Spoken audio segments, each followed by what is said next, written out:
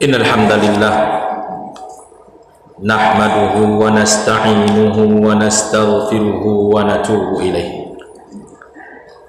wa na'udzu billahi min shururi anfusina wa min sayyiati a'malina. Man yahdihillahu fala mudilla lahu wa man yudlil fala hadiya lahu. Ashhadu an la ilaha illallah wahdahu la syarika lah wa ashhadu anna Muhammadan abduhu wa rasuluh alladzi la nabiyya ba'dah. Allahumma salli ala Muhammadin wa ala alihi wa sahbihi ajma'in wa man nahaja ala nahjihi sallallahu alaihi wasallam. فقال الله تعالى في كتابه المبين: أعوذ بالله من الشيطان الرجيم بسم الله الرحمن الرحيم يا أيها الذين آمنوا اتقوا الله حق تقاته ولا تموتن إلا وأنتم مسلمون. وقال نبينا محمد صلى الله عليه وسلم: إذا مررتم برياض الجنة فارتعوا. أما بعد فيا عباد الله أوصيكم ونفسي بتقوى الله فقد فاز المتقون. Hadirin kaum muslimin jemaah salat Jumat yang dirahmati Allah Subhanahu wa taala, selaku hamba Allah, marilah kita bersyukur kepada Allah Subhanahu wa taala. Karena dengan bersyukur kepada Allah Subhanahu wa taala, segala fasilitas nikmat yang telah diberikan kepada kita insyaallah akan ditambah oleh Allah Subhanahu wa taala. Karena kita sebagai manusia sangat butuh dengan nikmat Allah. Tidak satu orang pun yang tidak butuh dengan nikmat Allah.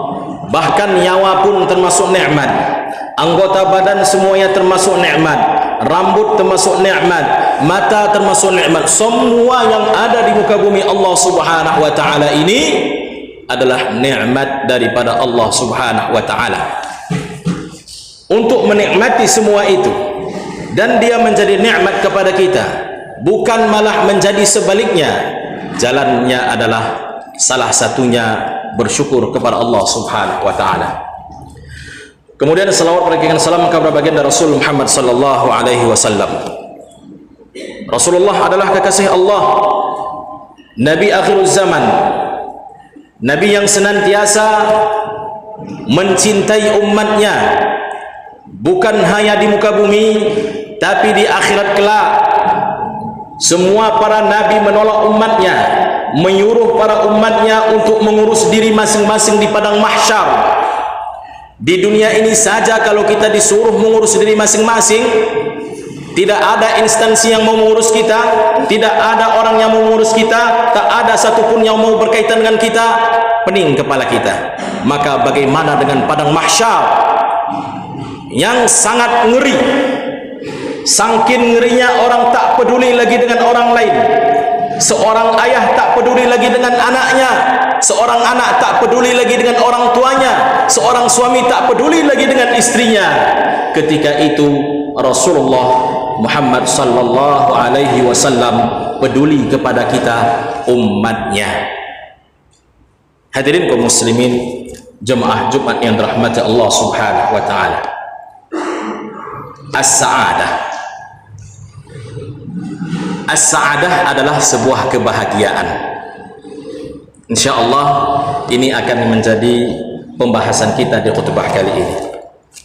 Hadirin kaum muslimin jemaah Jumat yang dirahmati Allah Subhanahu wa taala, kita berada di awal tahun 2022, tepatnya pada tanggal 7 Januari di hari Jumat tahun 2022. Itu artinya umur dunia telah bertambah, tahun telah berpindah, dari 2021 menjadi 2022 dengan harapan, kalaulah ditanya harapan kita semua, kita berharap di tahun ini jauh lebih baik daripada tahun sebelumnya.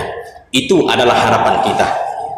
Nah, kalau bercerita tentang harapan, apakah semua harapan harus tercapai atau ada harapan yang tak tercapai? Salah satu harapan semua manusia adalah as-sa'adah, kebahagiaan. Maka tak jarang kita jumpai, kalau sudah musim libur, orang pergi tempat wisata, tempat bersenang-senang, dengan tujuan apa? Meraih kebahagiaan. As-sa'adah, ma hiya as-sa'adah?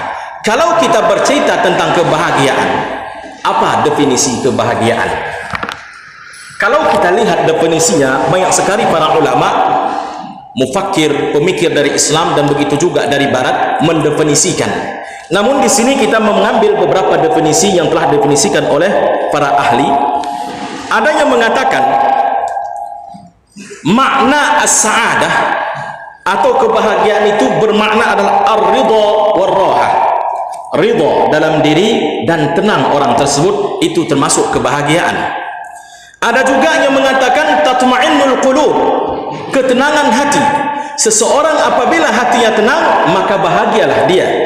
Ada juga yang mengatakan wusulu ila halatin, sampainya seseorang pada sebuah keadaan min tahqiqit tawazun, adanya keseimbangan baina ma yatatallabuhu al-jismu war-ruhu, terjadi keseimbangan apa yang dibutuhkan oleh jasad dan roh, maka itu juga dikatakan sebuah kebahagiaan.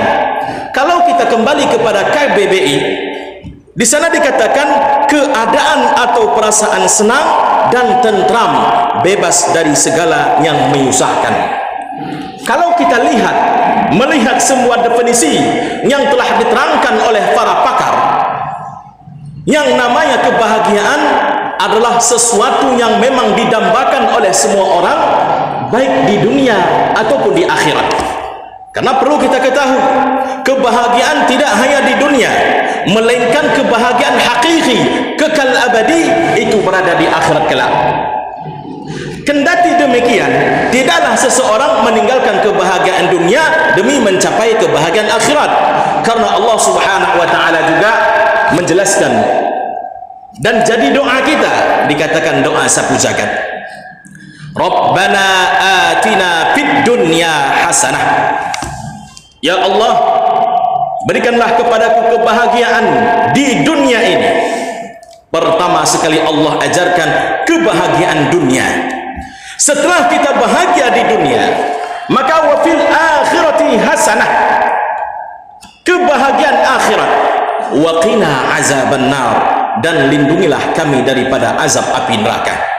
Dari ayat ini dapat kita ketahui, pertama, seseorang jika ingin bahagia di akhirat, jangan tinggalkan kebahagiaan dunia, karena dampak dari seseorang yang bahagia di dunia bisa berdampak dengan kebahagiaannya di akhir kelak.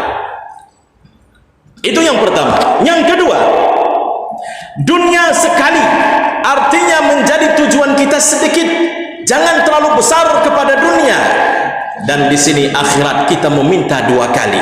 Pertama kebahagiaan, yang kedua terlindungi daripada azab api neraka. Artinya kebahagiaan akhirat itu sangatlah besar, lebih besar daripada apa yang kita bayangkan. Kalaulah kita berbicara kebahagiaan dunia, ketika seseorang diberikan kelebihan oleh Allah, bahagianya luar biasa di dalam hati. Ketika kita diberikan amanah menduduki sebuah jabatan, misalnya seperti wali kota, gubernur, seperti raja rasanya, itu kebahagiaannya punya batas. Seseorang bisa bahagia kalau dia dapatkan, namun kebahagiaan akhir kelak jauh lebih besar, jauh lebih mantap. Kata Allah Subhanahu wa taala, walal akhiratu khairul laka minal ula. Kehidupan akhirat itu jauh lebih bagus bagimu daripada kehidupan dunia ini. Kalau di dunia ini saja kita sudah bisa bahagia, maka bagaimana dengan akhirat? Tentu lebih bahagia lagi. Ada seorang ulama dari Mesir bernama Ibnu Hajar Al-Asqalani. Beliau adalah seorang qadi, seorang hakim yang kaya, memiliki kendaraan kuda. Pada waktu itu kuda, kalau ada orang yang memiliki kendaraan kuda, maka dia adalah orang yang kaya dan hidup bahagia. Maka tatkala ketika itu ada seorang Yahudi, tukang jual minyak, hidup miskin, penuh dengan kemiskinan, mengadu kepada Imam Ibnu Hajar Al-Asqalani. Ayuhal imam, laqad qala nabiyyuka, nabimu telah mengatakan ad-dunya sijnul lil mu'min, dunia ini adalah penjara bagi orang mukmin, wal jannatu lil kuffar, dan surga bagikan orang-orang kafir. Mana surganya orang kafir? Mana penjaranya orang-orang Islam? Penjara apa engkau dengan kenderaanmu, dengan kemuliaanmu, sedangkan aku dikatakan surga? Mana surga bagiku? Kata orang Yahudi ini kepada Imam Ibnu Hajar Al-Asqalani. Maka dengan tersenyum Imam Ibnu Hajar Al-Asqalani berkata kepada Yahudi tersebut, ya rajul, wahai laki-laki, ala ta'lam anna hadhihi dunya, tidakkah engkau ketahui dunia ini sijnul lil mu'min, penjara bagi orang Islam, binisbati sa'adati fil jannati, dunia yang kau lihat penuh dengan kebahagiaan ini tetap dikatakan sebagai penjara bagi orang Islam. Iya, karena dibandingkan dengan kebahagiaan seseorang di akhirat kelak, sebagaimanapun kau lihat aku bahagianya, bila dibandingkan dengan kebahagiaan surga, aku tetap berada di dalam penjara. Wa amma in kunta kafiran, kau sebagai orang kafir tak mau dekat kepada Allah, jannatulaka, dunia ini surga bagimu, meskipun engkau di dalam kesengsaraan, binisbati azabil akhirah, jika engkau nisbatkan dengan hukuman dan ancaman Allah di neraka, sengsara pun engkau hidup di dunia ini adalah surga bagimu, kata Imam Ibnu Hajar Al-Asqalani. Hadirin kaum muslimin, jemaah Jumat yang dirahmati Allah Subhanahu wa taala. Kalau kita berbicara kebahagiaan, tentu yang akan kita cari bagaimana sih meraih kebahagiaan itu. Banyak orang bercerita tentang bahagia, namun yang bercerita pun terkadang tak dapat bahagia. Ternyata di dalam Islam diajarkan bagaimana cara menggapai kebahagiaan. Salah satunya adalah zihabu ila rihlah, lakukanlah perjalanan tadabbur alam, lihat kebesaran Allah Subhanahu wa taala, betapa agungnya Allah. Allah ciptakan bumi ini begitu luas. Lakukan perjalanan. Bagi kita yang sudah suntuk, boleh melakukan perjalanan untuk mendapatkan kebahagiaan. Yang kedua, ma'al usrah, ketika seseorang bersama keluarganya, di dalamnya ada istri yang salehah, ada anak-anak yang saleh, di sana pun akan ada kebahagiaan. Namun yang terpenting, yang menjadi pembahasan kita insyaallah bukan itu. Yang menjadi pembahasan untuk menggapai kebahagiaan yang hakiki, itu adalah ada di taman surga. Rasulullah sallallahu alaihi wasallam bersabda, "Idza marartum bi riyadil jannah farta'u." Kata baginda Rasul dalam hadis yang hasan dari Imam Tirmizi, apabila engkau melewati taman-taman surga, artinya engkau teduh di taman surga tersebut, maka ambillah banyak-banyak dari taman surga itu kesenanganmu. Berpoya-poyalah dengan kesenanganmu di taman surga tersebut. Para sahabat terkejut. Ada memang taman surga di dunia ini? Maka para sahabat bertanya, qalu wa ma riyadul jannah ya Rasulullah? Ya Rasulullah, apa maksudnya taman surga ya Rasulullah? Adakah taman surga di muka bumi ini? Maka qala Rasulullah sallallahu alaihi wasallam bersabda, hilaquz zikri, taman surga tersebut adalah majlis ilmu, di mana ada pengajian kita hadir. Maka dalam sebuah hadis yang lain Rasulullah sallallahu alaihi wasallam bersabda, majtama'a qaumun fi baitin min buyutillah, tidaklah suatu kaum berkumpul di rumah Allah dengan tujuan apa? Yatluna kitab Allah wa yatadarasuna bainahum, mereka membaca ayat Allah, mempelajari ilmu agama. Dan ini sangat bagus sekali bagi mereka yang belum mendapatkan kebahagiaan dari berbagai sisi. Ada sebagian orang dari keluarga mendapat kebahagiaan, dari pekerjaan belum. Ada sebagian orang dari pekerjaan sudah mendapat kebahagiaan, tapi dari keluarga tidak mendapatkannya. Maka perlu sering datang ke majelis ilmu. Belajarlah, datang ke majelis ilmu, datang duduk bersama mereka. Apa yang Allah berikan bagi mereka yang datang ke majelis ilmu?